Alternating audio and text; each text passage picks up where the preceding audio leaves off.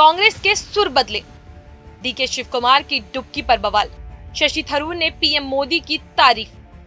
क्या कांग्रेस बीजेपी की राह पर? नमस्कार, आप देख रहे हैं जनतंत्र टीवी और आपके साथ मैं चेष्टा नागर। बातें बदल गई, लहजा बदल गया और अब जनाब कांग्रेस के तेवर भी बदलते नजर आ रहे हैं। जी हां, लोकसभा चुनाव और दिल्ली विधानसभा चुनाव में बीजेपी की दमदार जीत के बाद कांग्रेस के सुर भी बदले बदले से नजर आ रहे हैं। जहां पहले प्रधानमंत्री मोदी और बीजेपी पर तीखे हमले होते थे, वहीं अब कुछ नेता खुलकर पीएम मोदी के काम की तारीफ करते नजर आ रहे हैं। तो वहीं महाकुंभ में डुबकी लगाने वाले डीके शिव कुमार की चर्चा हो रही है। वहीं दूसरी ओर विदेश नीति पर भी कांग्रेस के बयान बदलते हुए लगते हैं। लेकिन क्या ये कांग्रेस की नई रणनीति है? क्या बीजेपी की जीत ने कांग्रेस को रुख बदलने पर मजबूर कर दिया है? आज की इस वीडियो में हम आपको सब कुछ बताएंगे, कैसे कांग्रेस इस नई रणनीति में बदलाव की ओर पे है। लोकसभा चुनाव और दिल्ली विधानसभा चुनावों के नतीजों के बाद कांग्रेस के नेताओं के सुर कुछ अलग ही नजर आ रहे हैं। डीके शिव कुमार ने महाकुंभ में स्नान किया और योजनाओं की तारीफ भी कर दी। वहीं पीएम मोदी की विदेश नीति को लेकर कांग्रेस के नेता शशि थरूर भी अलग ही भाषा बोलते हुए दिखाई दे रहे हैं।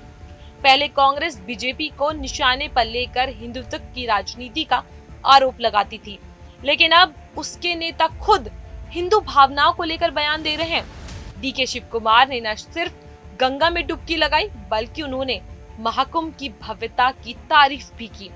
सोशल मीडिया पर अब ये चर्चाएं हो रही हैं कि क्या डीके शिव कुमार कर्नाटका में अपनी स्थिति मजबूत कर रहे हैं। तो वहीं जब अमेरिकी सरकार ने भारतीय नागरिकों को डिपोर्ट करने के लिए कड़ी कार्रवाई की, तो शशि थरूर ने बड़ा बयान दिया। हमें उम्मीद है कि पीएम मोदी ने इस पर अमेरिका से कड़ा ऐतराज जताया होगा। इस बयान के बाद सवाल अब ये उठता है कि क्या कांग्रेस अब मोदी सरकार की विदेश नीति को स्वीकार कर रही है? पहले कांग्रेस अक्सर मोदी सरकार की विदेश नीति को कमजोर बताती थी, लेकिन अब शशि थरूर भी मान रहे हैं कि पीएम मोदी ने अमेरिका के सामने भारत का पक्ष मजबूती से रखा होगा। I think calling Mr. Modi a better negotiator than himself is astonishing, because Mr. Trump takes pride in being this sort of art of the deal is his strength, and his admirers, including yesterday the defense secretary of the US, had said that Mr. Trump is the greatest negotiator in the world, and here Mr. Trump says Mr. Modi is better than him. So I think we are looking at a very high degree of praise from a man who is not known for saying praiseworthy things. So this is good news.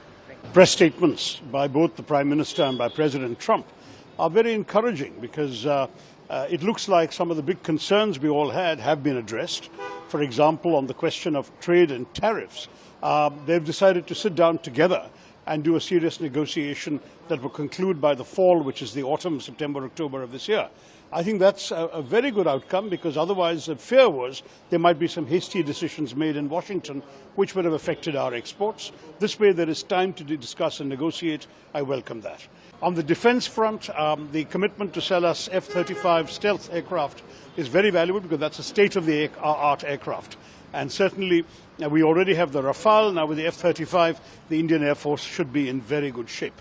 So if you look at the main issues that we have heard about so far, I'm very encouraged, and I look forward to more details when the Prime Minister and his team are back. We will expect a briefing from the MEA in the Standing Committee, and I'm looking forward to a very constructive discussion, because it looks to me as if we have got pretty much all that we could have expected at this time.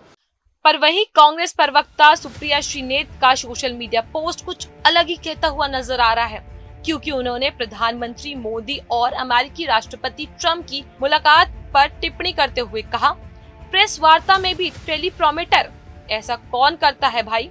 और जब मोदी जी ने सवाल का जवाब नहीं दिया, तब Trump ने कहा, सवाल आपके लिए, जवाब मैं दे देता हूँ। पहले की ही तरह तीखी आलोचना तो थी, लेकिन कांग्रेस का पूरा फोकस अब मोदी सरकार को घेरने के बजाय अपने लिए नई रणनीति बनाने पर दिख रहा है।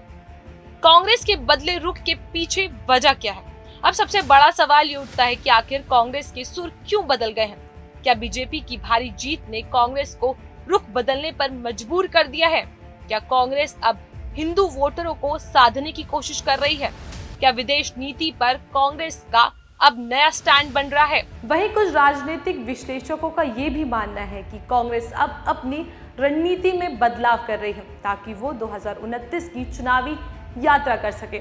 कभी बीजेपी पर तीखे हमले करने वाली कांग्रेस अब अलग लहजे में बात कर रही है। क्या ये एक सोची समझी रणनीति है? क्या कांग्रेस अब हिंदू मतदाताओं को लुभाने के लिए खुद को बदल रही है? क्या बीजेपी की जीत से कांग्रेस ने अपनी रणनीति में बड़ा बदलाव किया है? आपको क्या लगता है? क्या कांग्रेस के सुर वाकई बदल गए हैं? क्या ये महज एक राजनीतिक चाल है? हमें कमेंट सेक्शन में जरूर बताएं। जानकारी अच्छी लगी हो तो इसको लाइक करें, शेयर जरूर करें। अब आपको ऐसी ही जानकारियों के लिए जनतंत्र डिश टीवी 672 पे भी उपलब्ध मिलेगा।